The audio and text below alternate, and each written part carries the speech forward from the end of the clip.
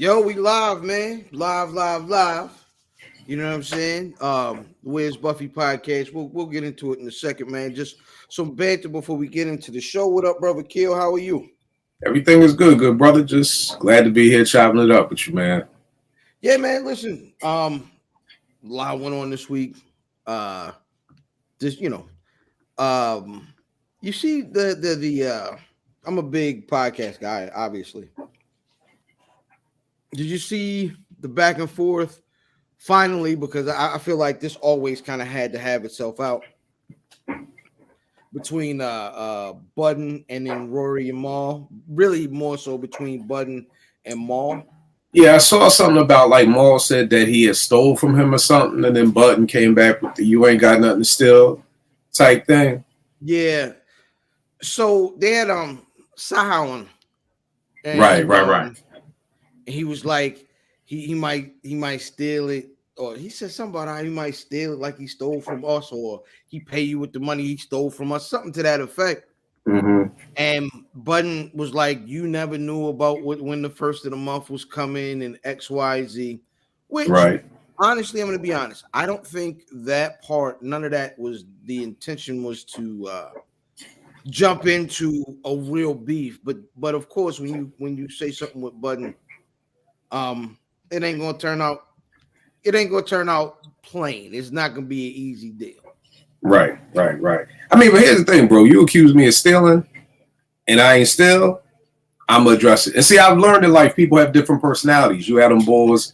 I don't know if you ever used to watch Soul Food, the series. Oh yeah. If you remember that time when Maxine thought Kenny was cheating, and like Kenny was like, "Man, if you even gotta ask me that, like I'm out." I'm like, "Nigga, just say you ain't do it." You know what I mean? Like, so I call that the Kenny personality, where it's like I'm not even gonna address whatever your nigga. I'm the total opposite. You know what I mean? Like, yo, let's address that shit. You know what I mean? Like, and what I always took from that situation is the business side of things. You know, and it goes back to one of my favorite Gangstar songs and one of my favorite Premier chops, because he chopped the hell out of this record, this Isaac Hayes.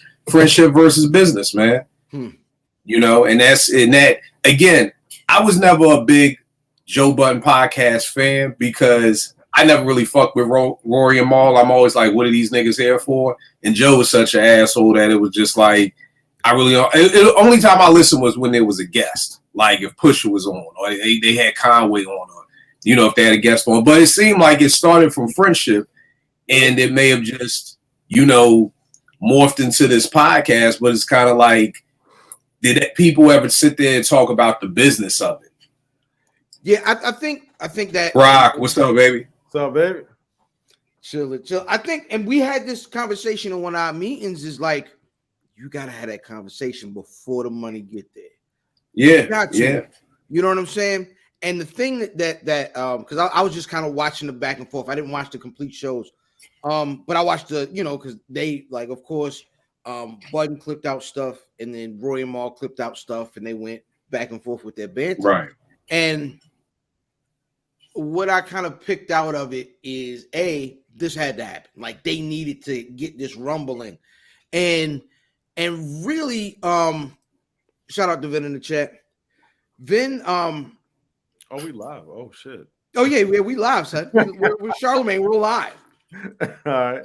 Wait. You know, anybody sign through? I think we the squad tonight. All right. Well, fuck it. Let's go. Yes, sir. But I think, and this is kind of just a little pre-show back and forth before we really get into what we're talking about tonight.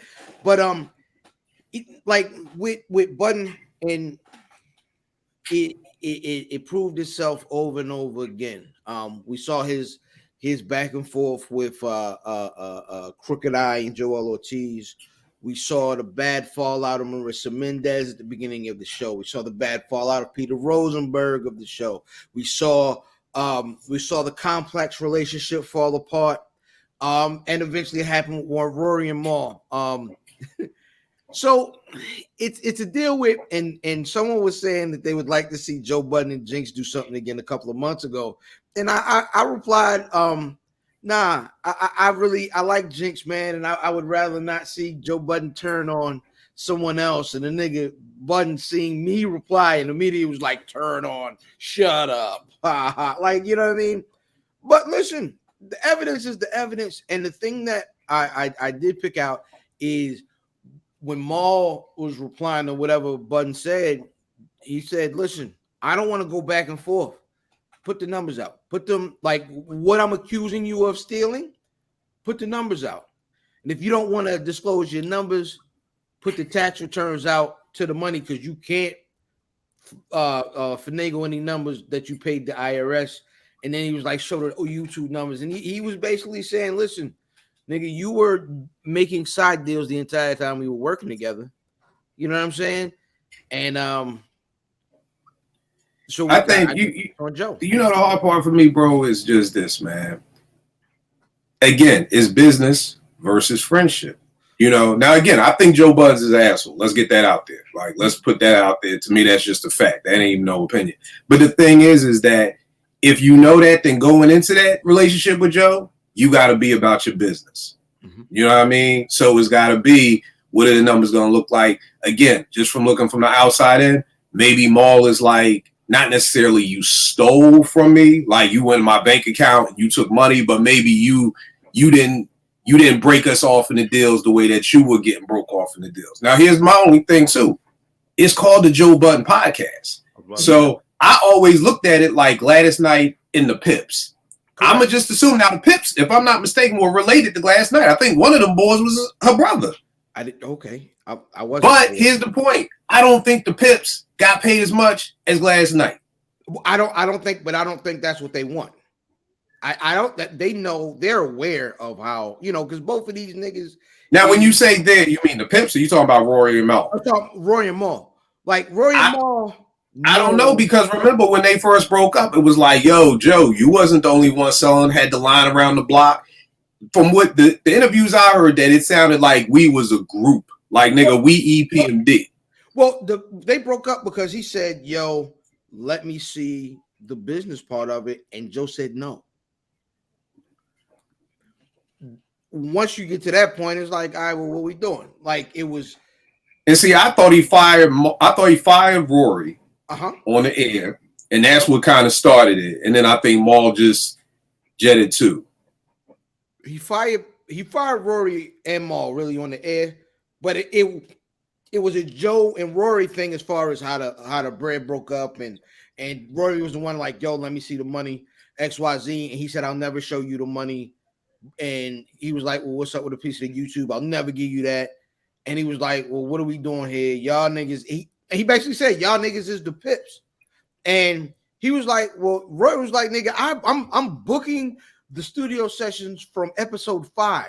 In when they're in the hundreds of episodes. This is after the Spotify deal. This is, you know what I'm saying? So it was a situation where Joe, like, you know what I'm saying? I don't know if Joe Joed, because do y'all know how Gangstar got together? You know why Premier started making beats? Because Guru said, if you want half of this contract, you're gonna have to do some more shit than just DJ. Because I can pay you to DJ per show. Mm-hmm. That's why Premier started making beats in the first place. So what Guru told that nigga was, you ain't getting half this money just to be a DJ. Mm-hmm. If you want half the money, nigga, you won't have to take on half the responsibility of this group, which spawned one of the greatest producers ever. So my thing is just, at the end of the day, like, here's the thing. It depends on how you run your business. If I deal with the money in my household, but my wife knows all the account numbers. So all this Joe show me the money, nigga, if you was part of the group, you shouldn't have to. My wife don't have to say, yo, Kill, show me the money. She can get on her phone right now and look at the money herself. So the fact that you're in a situation where you got to ask another nigga, yo, show me what we making, nigga, you sound like the fool to me. Because if you part of this, you shouldn't have to ask no nigga to show you nothing if this is part of your group. That right there, so to me, that lets me know from right there, you ain't on top of your business, my dude. But this also sounds like a bit of so a lot of this is coming back up because of the Saha shit, right? Yes. Right. Okay. All right, so they still using him to kind of elevate their platform at some level. What happened was, Saha said what he said, and Maul had a little slick. You know what I mean? You know, yeah. And It was a situation where usually, because you kind of, if you still listen to both, they kind of always have little, know who they talking about. Yeah. And like I said, which is why I knew this was always bubbling. But it was a situation where this time Joe took offense to being called, a thief, and he clearly responded, and now we have ping pong. So what do you think about that? Do you think because you obviously outlining this like it's like some strategic back and forth, right? It's like throwing jabs back and forth and shit. Do you think Joe should have done that? Because left alone, this wouldn't be this thing that we're talking about if Joe never responded. That's a fact. That is a fact. And I think because they've sent so many small jabs, I don't know if they thought that the way it was presented, Maul was like, I'm not responding to that. Like, Joe's not going to respond to that. He didn't even think it was going to turn into something. Yeah. But you can't call a nigga a thief and then not, like, there's certain little things you can say about niggas. Oh, Fallout was bad. He handled it bad. That's all fine. Once you call me a thief, you cross the line. I have to either prove that it's wrong or at least fight for my name, even if I might have stole a little bit. Dog, here's the wild part, man. This sounds like the ex-girl that you ain't over.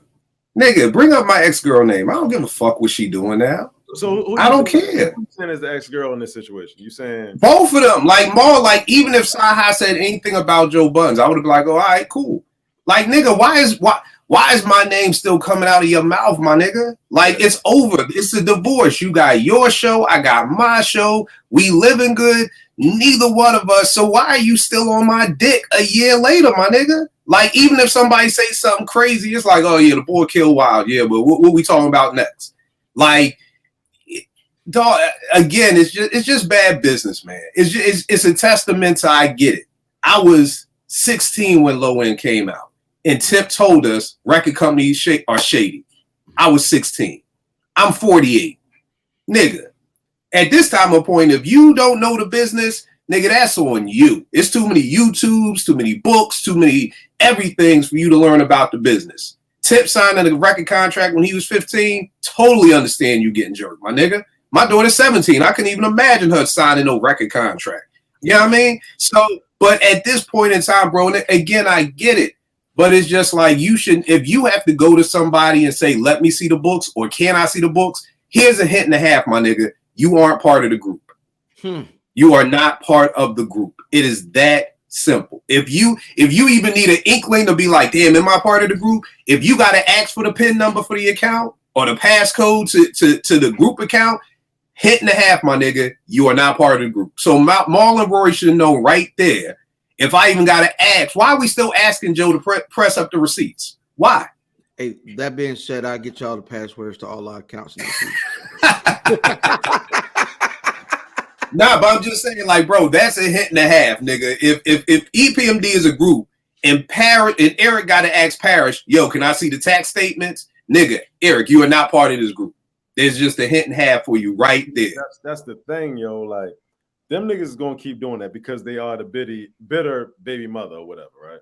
Right. I'm just confused about why this particularly made Joe respond like that.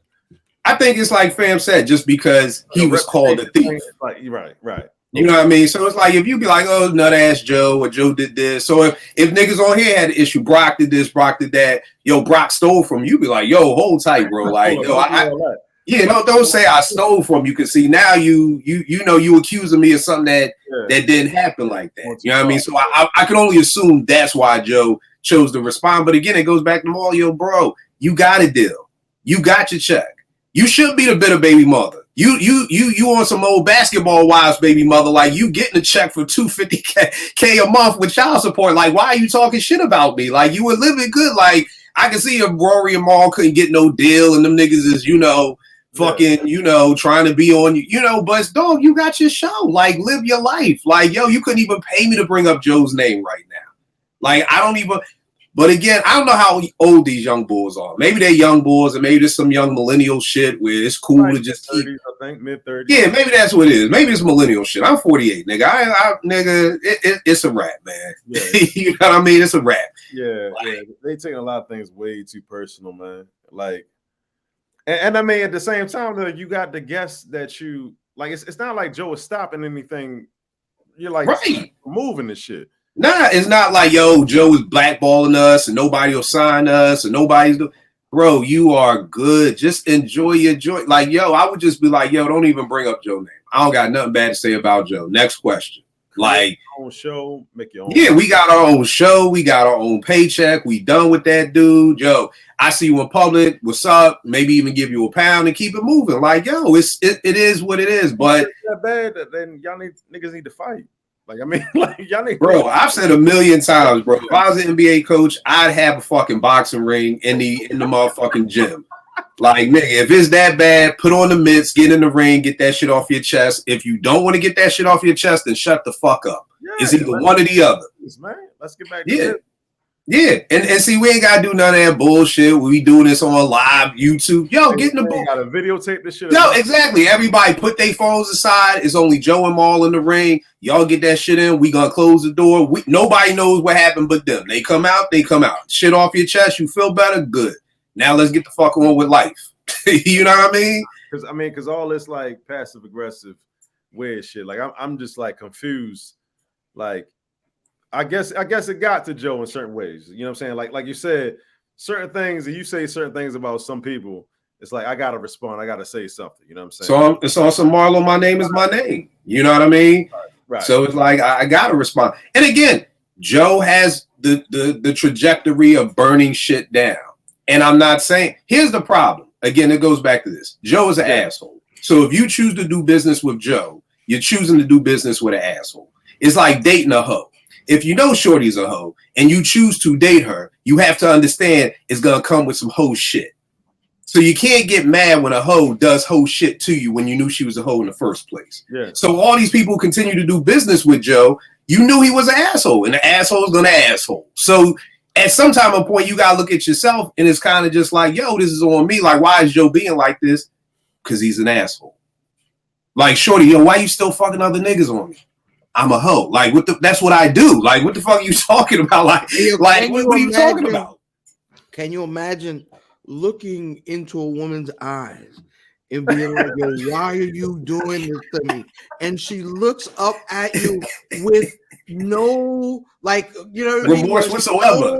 Cold heart and says, nigga, I'm a hoe. I be hoeing. Like, yo. I don't know if I would survive that. Yo, but that's why I'm like, look. You had to take that, though. You had to take that shit and just move on. Here's the wild part. It's like the joke where they said. You just move on and shit be like, yo. Right. It's like the joke where they said when the devil was sitting outside the church crying. They like, yo, why are you crying? Like, they in there blaming me for everything. Like, I don't do everything to everybody. Like, damn. I mean, I fuck with niggas, but damn, y'all blame me for everything. Like, yo. Joe's an asshole, but y'all can't blame him for everything. Some of this stuff is, and here's the problem. People get with Joe because Joe has a name. Mm-hmm. And you know that there's going to be some money associated with that he's name. good at what he does. Yes, he is. That's the thing. If Joe Budden came on right now and said, yo, I want to be down with Where's Buffy? Niggas may be like, yo, this could be a good look. Joe is going to get us some Spotify money. He's going to get us this. But then you also have to understand it's the gift and the curse. You're going to have to deal with an asshole. Like, we got a certain amount of time before Joe does asshole. Yes, shit. can I tell you the inside everybody baseball? Contingency plans, yo. Right. The inside baseball answer to that question that you just asked. If Joe Budden said, yo, Where's Buffy is great. I've been stealing y'all ideas since. Oh, I'm sorry. But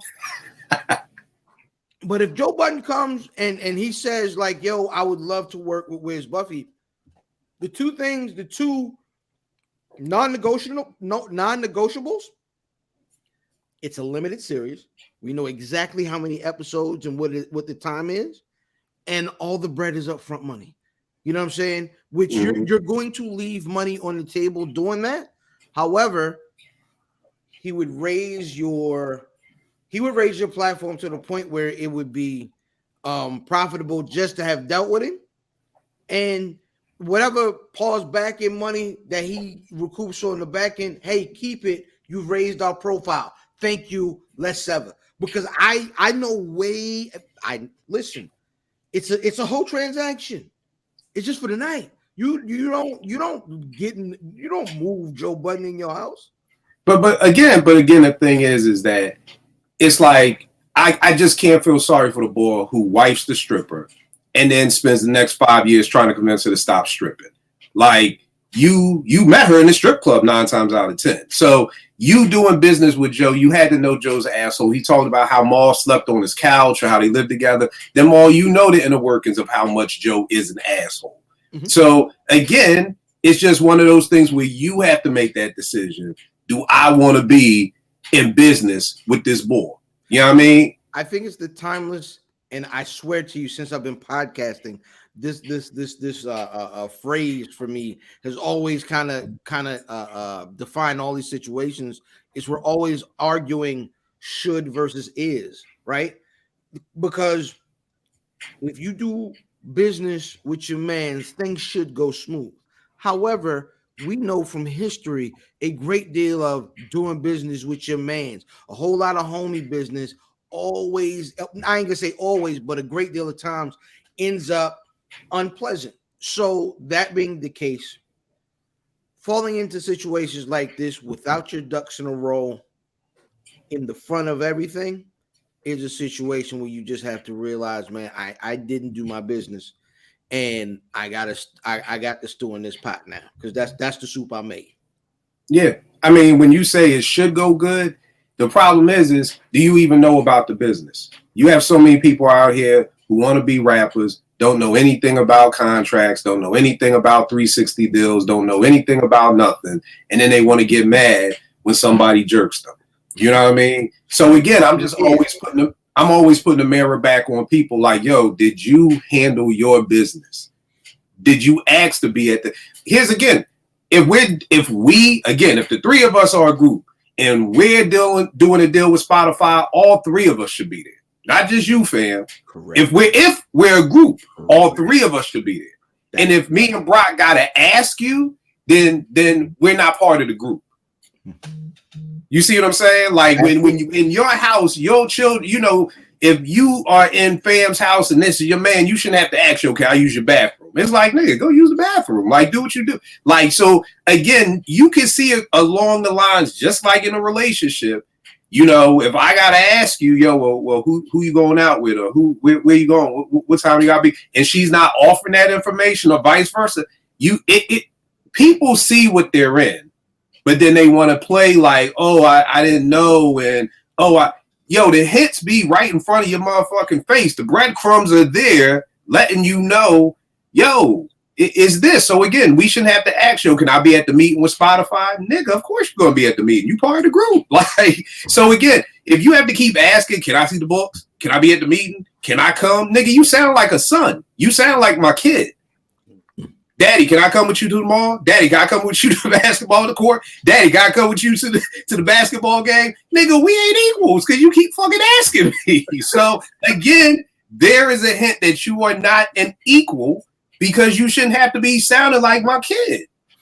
Yo, I'm glad you put it like that. That is going to take us into what we are talking about tonight, which in general is grown man business.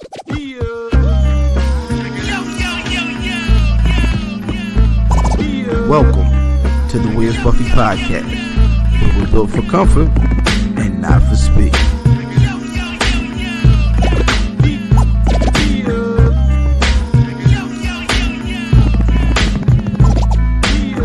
Hashtag shooting the five.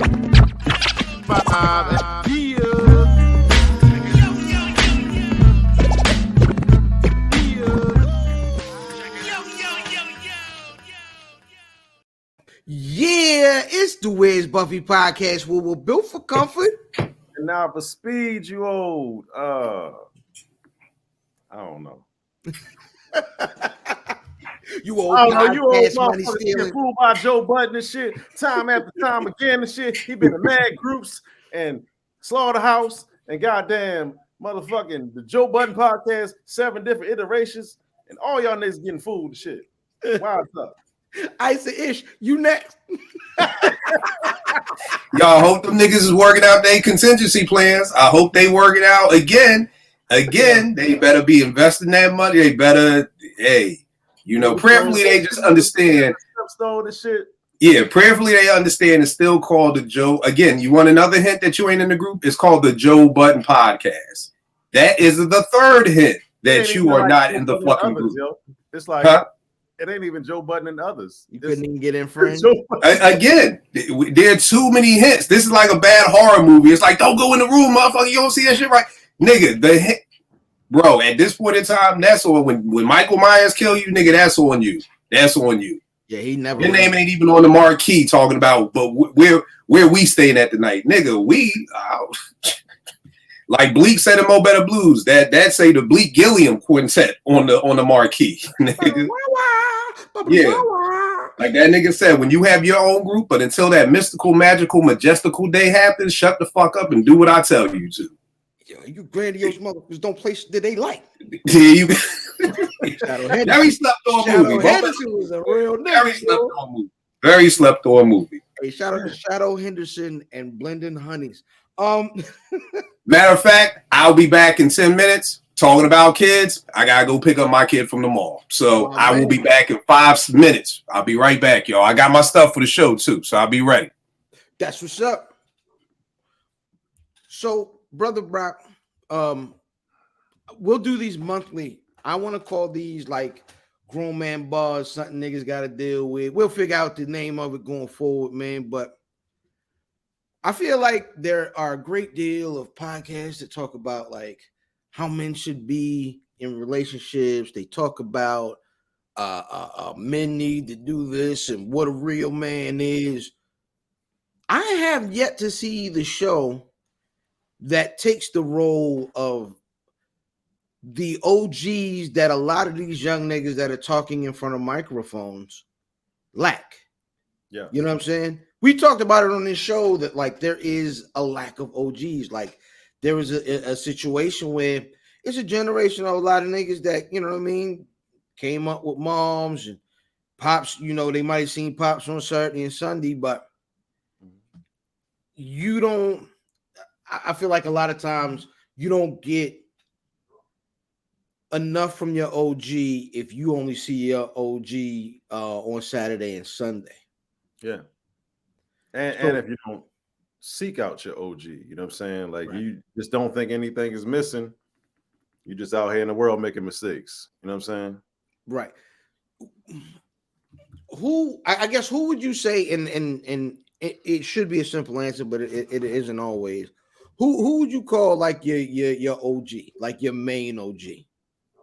It's a personal question. If you don't want to get into it, that's fine. I would say my brother-in-law, you know what I'm saying? Okay. First and foremost, you know what I'm saying? Like, I would say my brother-in-law, you know what I mean? Later on in life, I saw, you know, to make my own demonstration of manhood, you know what I mean? Seeing the ways that he may have made mistakes and shit like that. But I just saw somebody day in and day out going through this, what we call manhood and shit, you know what I'm saying? And whatever he learned in that way, giving that information back to me and shit, you know what I'm saying? So yeah, my how about yourself? So for me, I would first say my Uncle Ron. He was like, if I played football, he was the one like after football, like, yo, let's, you know what I mean? Let's go in the yard. Let me show you how X, Y, Z. If I came home and maybe I wasn't, you know, I wasn't smelling right that day, boy, come in. That's what you got to do. Like, you know what I'm saying? Like the dirty work, not the, you know, not the cute stuff. The really like, boy, you know, you right? Like that's not a comfortable conversation to have with somebody. Yo, that's crazy because like my brother-in-law Lamont and shit. I remember him, you know, like just introducing me to cologne and shit. You know what I'm saying? And I was like, this ain't something like I'm not thinking it's something that I needed at that point in time and shit. But I just remember him every day going to work and shit, smelling like something different and shit. I'm like, what the fuck is that? He opened up the closet. It was like, oh. it was just like a whole fucking cabinet full of cologne and shit. He was like, yo, take this for this occasion, take this for that occasion and shit, and do this and do that. Wear your tie like this. Like, he didn't have to do that shit, but he was just like, you know, I'm gonna tell you everything that I know going forward and shit. You know what I'm saying? He only like fucking well, you're like 10 years older than me or whatever. You know what I'm saying? My That's sister's enough 10 years though. older, so yeah. That's enough. That's enough to where, yeah, it's enough where you see someone in a position where you can respect. Like, all right, the nigga been through something, but not far enough along to be like he can't understand what I'm doing. Right. Because I think that plays a big part of it too. Like, if you got, like, I had, like, you know, great uncles, and my pops was around, you know what I'm saying? Somewhat, you know, so he gave me some game, but like the dirty work that I always remember, like coming through, and you know, it's Tuesday, he got a softball game. Uncle Ron, get in the car, boy. We pull up. He get his equipment out, his dirty books and beer in the trunk. You know what I'm saying? I'm like, oh, okay. Like, this is life. But you realize, like, all right, there's a certain way to be when you're in like your protected space, and then there's a certain way to be outwardly. So like people know, all right, this guy he's stand up, he's respectable, and you know, he knows how to maneuver, you know, from day to day. And I think that was really, really important. You know what I'm saying? So it's like when I wasn't around for last week, I wasn't around much because we did the homecoming thing at Morgan State. It's because my uncle is a Morgan State alum, and so I've been going to Morgan State with him since I was 12. You know what I'm saying? I'm 42. Yeah. So this is 30 years. So yeah, that's my OG, and I got a lot from Unc. Just because, you know, he was really willing to do it. He didn't have to. He had, you know, as I'm his sister's boy, you know, so family, you know, looking out for family. But my brother-in-law taught me how to fucking fix bricks. He taught me how to. He taught me just a lot of shit. Like yo, all these motherfuckers out here, you know what I'm saying? Like, they got this, they got that. If you know how to do something tangible for a woman, that'll set you apart and shit. And he was right. You know what I'm saying? I done ran that game a couple times. Shit, like, sure, I can fix your bricks. You know what I'm saying? It costs you $600. I got you real quick. Just go get the bricks. You know what I'm saying? But another thing I wanted to say, yo, like, on that note, like, my uncles was people that I didn't want to be like. So everybody got them uncles too. On the flip side, it was also like, ain't no motherfucking way I'm gonna be like these niggas. I gotta find some other example than these niggas and shit. These niggas is wild in the streets. So, you know, for that time being and shit, my brother-in-law was there. You know what I mean? Yeah, that's really, really important. Like, you know what I mean, when it comes to like your growth.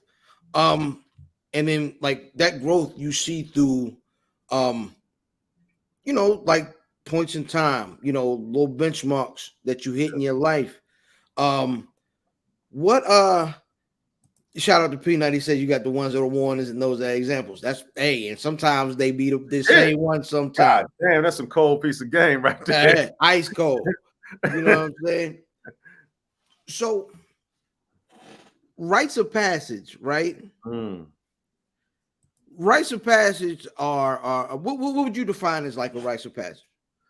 I would say it's something that you have to go through to solidify yourself as a man, or some next level of being and shit. Because like I oftentimes think that like women have a lot of markers earlier to separate themselves from little girls to women and shit. They have to contend with themselves having a period, or, you know, having the ability to have a kid and shit. Somebody has to talk to them.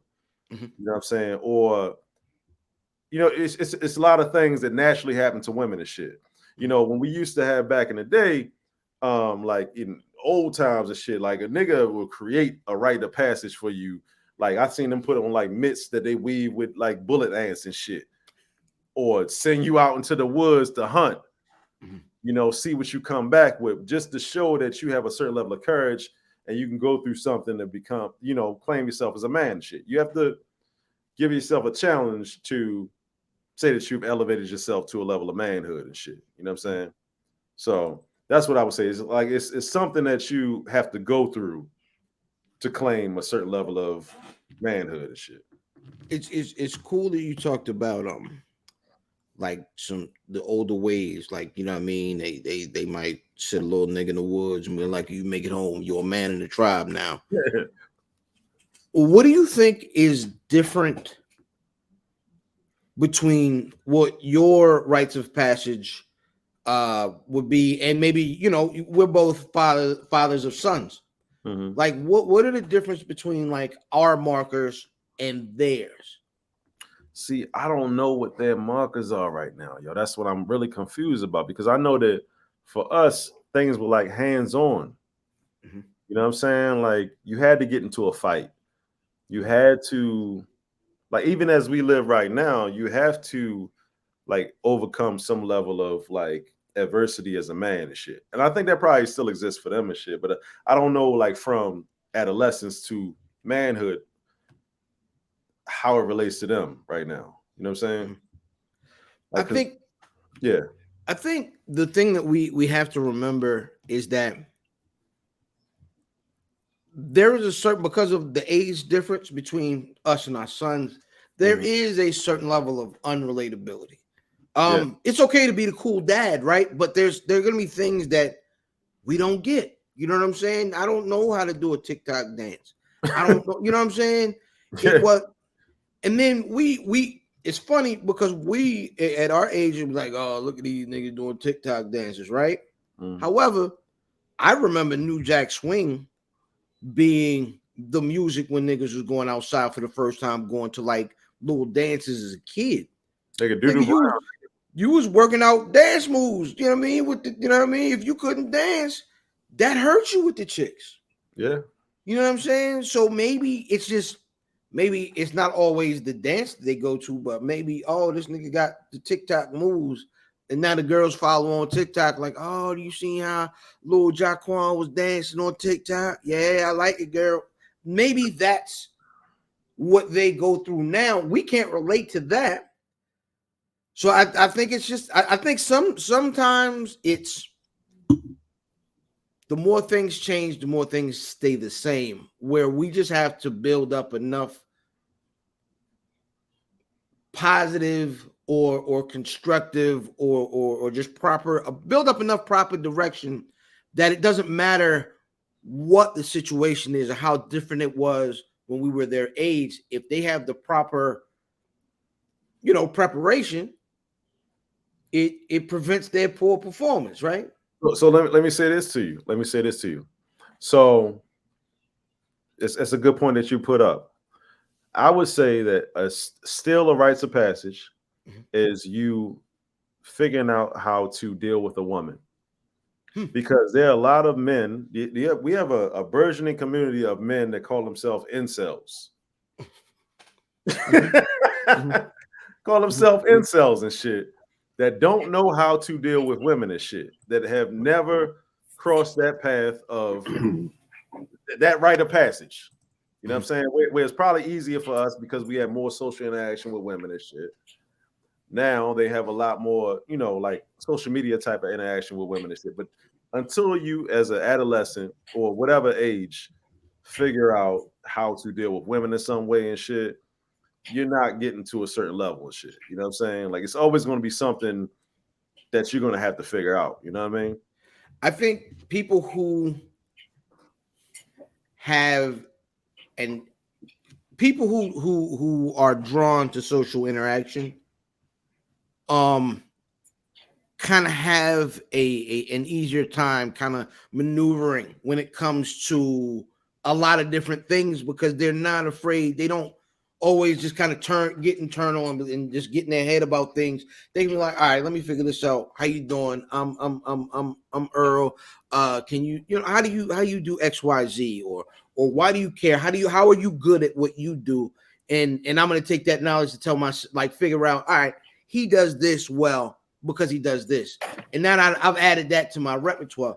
And I think that that natural inclination of being able to just talk to folks in general really comes in handy when you start talking about situations like where you have to learn stuff. And I think going out with girls or talking to girls is that's one of those points, man. You know, talking to someone you're interested in, and there's that pressure that things might not go the way you want. If you can overcome that pressure, I think you'll have an easier time in life being able to do that. Let me ask you this. So when you was younger, because we come from probably the same generation or whatever, right? We didn't come from the social media generation or whatever, right? Mm-hmm. So how were you introduced to going and getting a girl's number? Was it an older guy saying like, yo, go talk to shorty? Or was it like you had to build your confidence up and be like, yo, let me just do it? Like what was your first interaction like? All right, I'm gonna do this shit. So sometimes in life you learn from your OG, and sometimes you just be out with your little stupid friends and figure things out. I think for me, it was me being out with my little stupid friends and being like, man, I'm gonna go dance with Tiffany at the dance. How you doing, Tiffany? And then we dance, and then the third song, hey, what's up? You know what I mean? You felt that, you know what I mean, and you stuck with me. You obviously you like me. What we doing? There you go. So I ain't gonna always say right now. That's all I'm saying. They ain't getting that. Think about that in action. You know what I'm saying? Yeah, it's hard, man. I'm gonna tell you, I don't know. Like my experience is very specific because I grew up in a hood, right? But not in an urban setting. So I grew up in a hood, but it was in Anne Arundel County. You know what I'm saying? In a county, but then an army base is right here where I have access to what they were the DYA, the youth services dances. Shout out to Peanut, he know about the DYA dances. But like that was it, man. Is you learn, you met different kind of folks from all over the earth because it was military folks, and then you got in there with them girls, and them girls are way more advanced. They way more pushy. So sometimes it don't be your little stupid friends. It be her little stupid friend that knows she like you and be like, when you gonna get her number? Come on, cuz, what you doing? Yeah, that happens too. That happens. Yeah. That happens. Say, yo. Yeah, man, them DYA dances, man. Them DYA dances are serious, man. If y'all remember the DYA, especially my era, shout out wherever Andre is. Andre was a cool guy, man. He was the young guy that took care of all the kids, man, and he never had no scandals or nothing like that. Andre was always a stand-up guy. So shout out to the DYA and all that, man. Kill, man. What were your big like coming of age situations you dealt with and had to really come along with? Oh man, it was probably when I moved on my block in Philly in '84, so I'm 10 years old, and I was just like a homebody. You know what I mean? I was all hip hop. I'm like, yo, breaking, DJing, all that shit, whatever. Never really went outside like that. And I went to a private school. And I don't know how it is in BMO, but in Philly, like if private school in the 80s was like guaranteed bad joints. You know what I mean? So I had a seventh for my, I guess it was my 12th birthday party. I had a party at my crib, and mad shorties came through, and then mad niggas on the block was like, yo, can we come through too? I'm like, yeah, fucking come on through. I don't know y'all niggas. I ain't never hung out. And that right there, from that day forward, then was like all the old heads and all the niggas on my block. I was like, all right, this nigga cool. Come fuck with us. And I always was riding that in-between line of my private school friends, but then these fucking hood niggas too. You know what I mean? The hood niggas who will be robbing the private school kids. So I was always kind of like in the middle of that. So it's like, even to this day, I tell niggas, you come to my crib for a barbecue, nigga, you're going to see everybody. You're going to see hood niggas, church niggas, white niggas, gay, everybody over here, man. My OG came through, my man was white. He was like, yo, fuck, you got the feds here for a nigga. I was like, nigga, he ain't the feds. He work with me, nigga. Like, but my old head did 20 years. So the only thing he know about white people. So that my coming of age was kind of like with that, like dealing with the hood and shit. But then when dealing with Jones, it was kind of just like I was always awkward with them because growing up. Wait, 1 sec, Kill, 1 sec. For the folks that aren't from the 215, John in the way that he just used it, women. All right, go ahead, back to you, Kill. Right. Jordan is like a noun. A person plays a thing. I can explain. Jordan can explain anything for Philly. But what was happening in the 80s, like dark-skinned boys wasn't looked at like that. You know what I mean? I had Jones telling me, like, yo, you cute, but you too dark, nigga. I had Jones calling me Flavor Flav. I'm like, God damn, I look like Flavor Flav. Like, yo, dead ass. You know what I mean? So it was crazy because then my first year of high school, like out of nowhere, but that's 88. So we talking Kane, Rakim, Bobby Brown. You know, and I went from like not being able to get nobody's number to getting everybody's number. And I was just doing whatever the fuck I could because I was like, yo, I don't know when I'm going out of style. Like, nigga, like every year I was coming back like, we still in style? We still good? Or we back to I'll be sure? Oh, we still good for another year? Let's fucking keep it going. Let's let's put the numbers on the board. And, you know, just thankfully we never went out of style. But that was always my hardship because it would be like, damn, I like Shorty, but damn, she said I was too dark. You know what I mean? It just constantly, you too dark. And it's funny because when I run into women my age, they be like, I don't know what you talking about. I be like, yo, shut the fuck up. I'm not fucking crazy, nigga. Like, nigga, maybe it wasn't like that in Baltimore. If you from Philadelphia and you are over the age of 46, Shorty, yes. I'm talking to you. With the camera, I'm talking to you. You was like, nah, nigga, you too dark. So we ain't gonna play that game. Like, now it's cool with Morris Chestnut and Tay Diggs and all them niggas, but yo, it's like Charlie Murphy said, me and Eddie was the blackest motherfuckers on the planet at that time. Like, and Eddie was. Eddie was the only dark-skinned nigga on the screen. You know, we still dealing with El DeBarge and Albie Shore and Christopher Williams, you know, so that was always my hard thing. Once 88 came, I was a freshman going out with juniors and seniors. So I lost my shit. So after that, I was good money. First 8 years was hell on earth, man. It was fucking like Prodigy, hell on earth, man. So yo, I feel like we'll get a lot of opportunities to kind of go back into this bag and like go to like where our rites of passage were, and for some reason, kid, we always end up on the other side of the, you know what I mean? I'm not a light-skinned dude, but I had like the wavy hair when I had hair. Rest in peace. So it was always a situation. Oh, what you mix with? And that was always. Oh, like the night I met my wife, you know what I'm saying? The night I met my wife, I never, you know what I mean? Everybody like, oh, did you use a line? I said, mm-hmm. She was like, oh, look at your hair, so pretty. You know what I mean? XYZ was like, here. She was like, what you mix with? I said, half black, half nigga. And then, you know what I mean? Like, you know what I mean? You make them laugh. It's over. It's a wrap. You're right. That's a form of game right there. You know what I mean? That's a form of game. The funny thing is Nas is a Nas quote that's always explained me. I got no game. It's just some bitches understand my story. Like I never had game. When I heard that Nas line, I was like, nigga, like Brandis Maury. Yeah. My gator brand is Maury. You know what I mean? That as soon as I heard that shit, I was like, yo, that's gonna be my quote right there. You know what I mean? So it's like that's me. I never have no game. Shorty was shit. Like, yo. My name Kill, can I get your number? Like, I'm in and out. Like, I don't got no game. I was also that nut ass nigga who, if we went to the club together and I asked one girl to dance and she said no, I'm like, all right, y'all, let's go. Night's over. Like, I was that dude. Yeah. I wasn't good with rejection, bro. Like, rejection, I took rejection hard back in the day. Like, it'd be like, you know what I mean? You come to the basketball court with your ball, ain't nobody pick you. Fuck, give me my ball. We going home, nigga. Ain't nobody hooping tonight if I ain't on the team. So I was a motherfucking werewolf, yo. Like, no, nigga, no. This nigga done hollered at the whole Honda Accord. He started at the driver. They say Brock did. And she said no. He went to the passenger side. Then yo, I got stories, nigga. I'd have held up a whole car and shit, nigga, and got a number and shit. And she was with it. I'm like, oh shit, like this really works.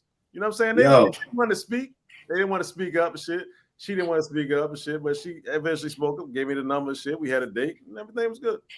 You know what I mean? That was my best. That was my best friend Rob. He was like you. Robert asked the whole goddamn club to dance. They say no, he don't give a fuck. It ain't no feelings hurt. He don't care about nothing. That nigga's like, fuck these hoes, man. Keep it moving. Like that ass. Like, and I'd be like, damn, Shorty said no, man. I don't even know if half the time we was asking to dance. All of a sudden we was just on back. I'm like, right. Oh man. That was a thing, yo.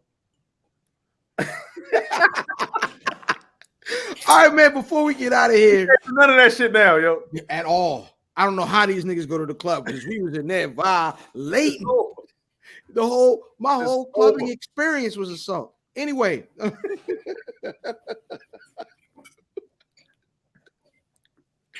Now we are in a new kind of format, new iteration of the Where's Buffy podcast. However, certain things will never change, and that is going to take us into this week's Shooting the Five. Wow. Hashtag ST5 on all social media, at Where's Buffy on all social media, man. This week, Shooting the Five. Top 5 essential items all men should have. Who wants to set it off? All right, my brother. I got 2 lists. You know what I'm saying? So God dang it. So he done doubled up on us. He done doubled down on the list, man. Give us one, and then we'll go back to you. What's that? Give us one list, and then we'll come back around to you. That's what I'm saying. But I wanted to frame it too, though. The reason I have 2 lists because I asked my girl what her list was, and it was interesting what a woman would say versus what I say. You know what I'm saying? I'm like, I never thought of these things. So, all right. I don't know which one I should start with. All right. Set it off with yours because the woman's start off with mine. Yeah. All right. So mine is a suit and some neutral color. You know what I'm saying? Whether it be brown, black, or blue, dark blue, or whatever. I said you should have some toolkit or toolbox and shit, right? Some tools. Life insurance. I say some good motherfucking underwear, nigga. Get yourself right. Some underwear, yo. And then the last one, I said a good counsel of men. You know what I'm saying? Have you a good I like that. Good circle of men. I like that. I like that. I got most of Brock came real mature. Now my list look real fucking. I feel like I'm about to be up here like, what's this nigga killed in 8th grade, nigga? Like Brock came with the grown man shit, like life insurance, nigga, circle of good friends. I'm like, fucking goddamn, I got to go look up some shit real quick. Nah. You want a fam or you want me to rock with my 8th grade list? You got it. Go ahead. All right, I said every man needs to have a nice pair of 11s. You know what I mean? I feel like they go with everything. 11s, a pair of 1s, or a pair of 3s. I feel like these 3 pair of Jordans can go with anything. I mean, they already came out the cap and gown 11s because so many people were wearing these for graduations. I've seen women get married in 1s. I've seen men get married and wear tux with the 11s and the 3s. So definitely one of those pair of Jordans. I feel like every man has to have a nice timepiece. You know what I mean? A nice, good watch, good timepiece. This is like for when I'm on my grown up. The Apple Watch is kind of like the everyday joint. You know the Philly in me. Every man I feel like needs to have a good pair of shape-up clippers. You know, I done modified these. It is. Yeah. You gotta have a good pair of shape clippers, even if you don't cut your own hair, just to be able to line yourself up and just keep yourself clean when you're not at the barbershop. That's 3. So everybody gotta have a good travel bag, a nice travel bag. I like, you know what I mean, when I'm in the airport, being able to, you know, feel like, you know, I'm representing the low or whatever like that. And then my young boy got at me last week. He was like, yo, OG, I want to start a polo collection. Where do I start with? I said, nice low zip up. To me, this is like the bare minimum. You get you a nice low zip up. I ain't great about that, nigga. Like that's a reputable list, yo. I like. Oh, I felt like it was young boy shit. Like it's like. You said a timepiece. Oh, okay. You know, you came with the life insurance. I said, fuck, I done fucked up the assignment tonight, man. You know, but yeah, get you anybody out there about to start a low collection. You can never go wrong with a classic low zip up hoodie, man. You can always just throw this on anytime, run to the store, go to homecoming. Like I feel like you can rock this joint anywhere you need to rock it to. So. Oh yeah.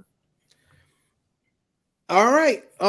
So for my list, and this one, I don't know if it's weird, but every man needs, you know, a man is a proper man if he has Q-tips in his grooming routine.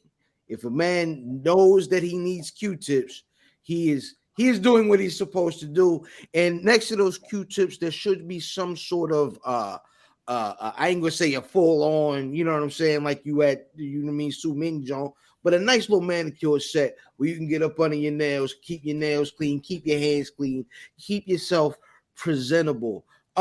You do need a pair of shoes that you cannot play any sports in. You know what I'm saying?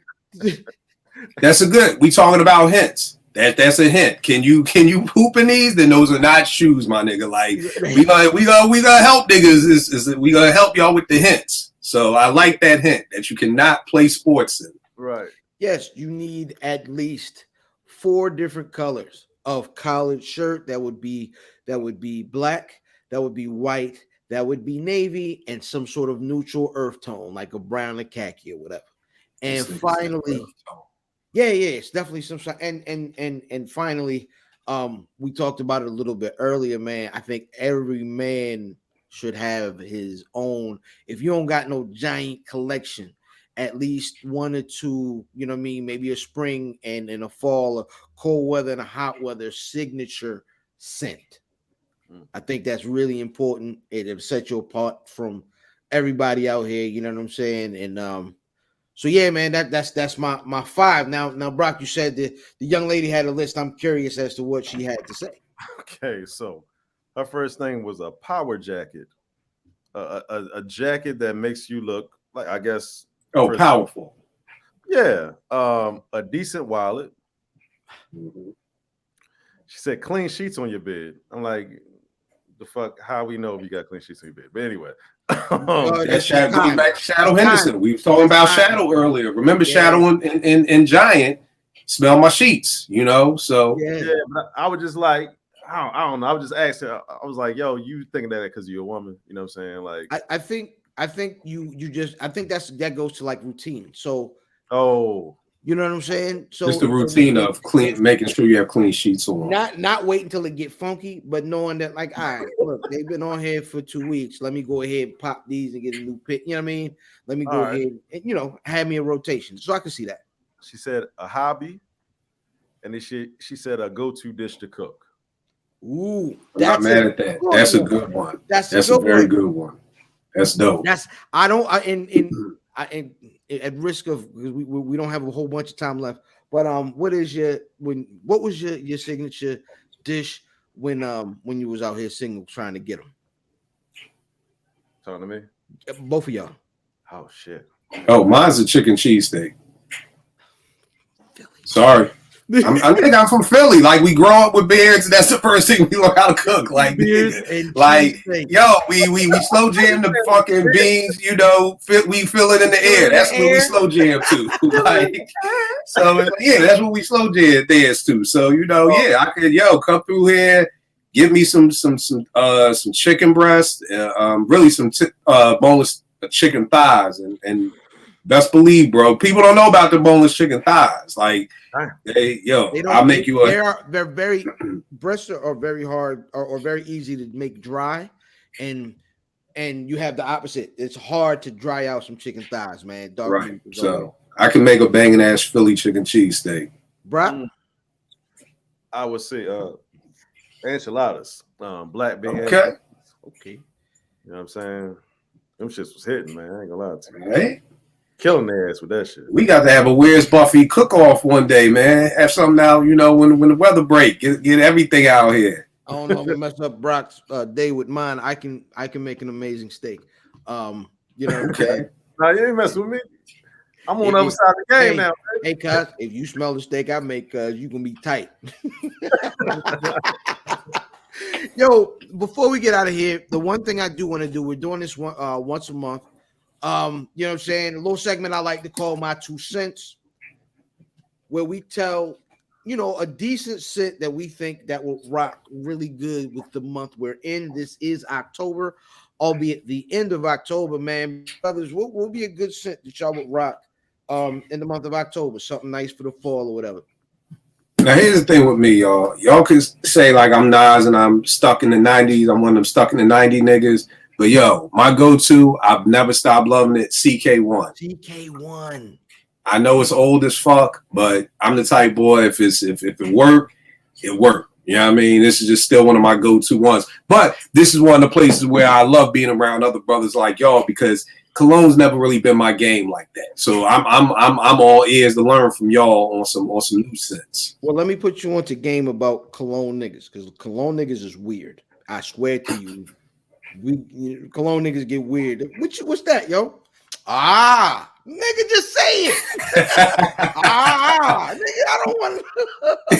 When you yo, Cologne niggas will hit you with that incessantly, man.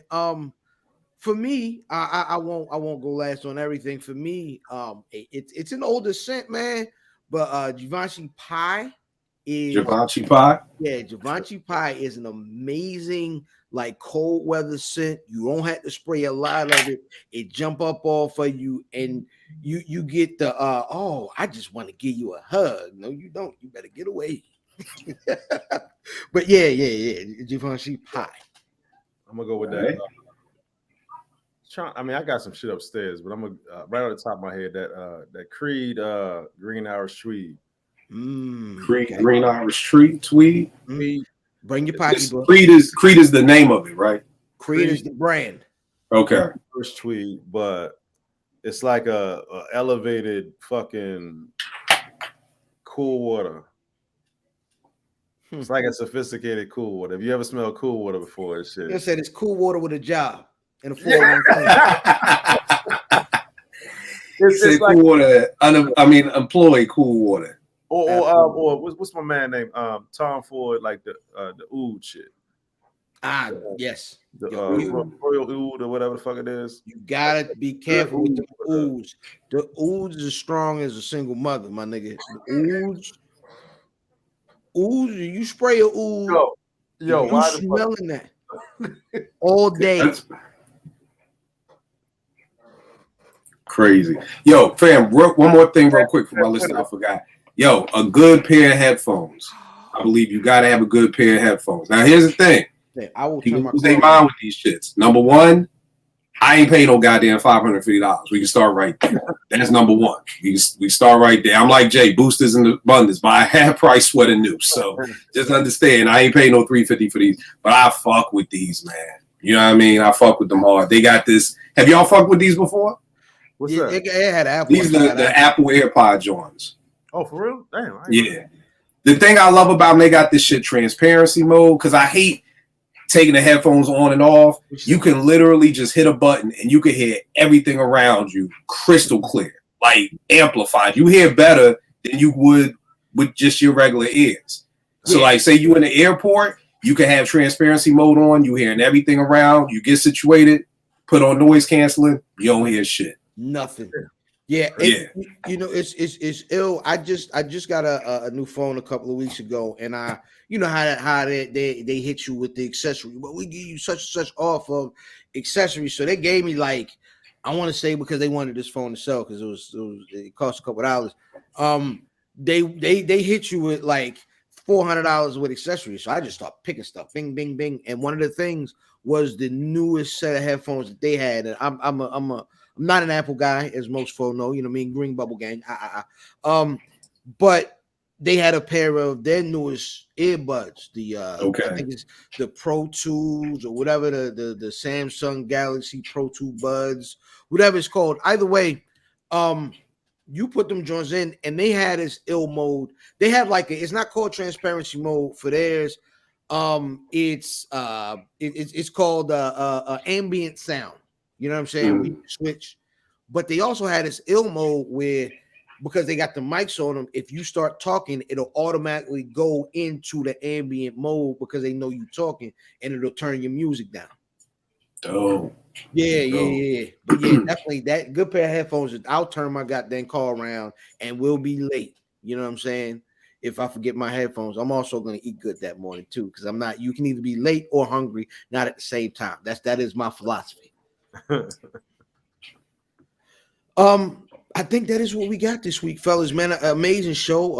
Appreciate all y'all, of course, man. Where's Buffy.com, at Where's Buffy on all social media. Before we get out of here, fellas, let them know how they didn't get at you. You already know this with me, Kill889, Twitter, IG, we'll make beatsforfood.com. Check us out, man. Get with me. You know, I'm always pissing somebody off on Twitter, so I'm always a good day on Twitter for you. You ever boy, jump on, and I'm pissing somebody off. This week it was the Deep Thinkers, the Jehovah's Witnesses. So, you know. Yeah, it's your boy Broccoli _Balboa on IG. Broccoli Balboa and everything else. Herbs Day on YouTube. And I'm about to start wrapping that shit up again. You know what I'm saying? I got a lot of good ideas and shit. You know what I'm saying? Y'all niggas need to stop taking them gas stations, big pills and shit. Yeah, stop that. They say they come with a hangover. All that other shit, your heart pumping out your chest and shit just for some pussy, yo.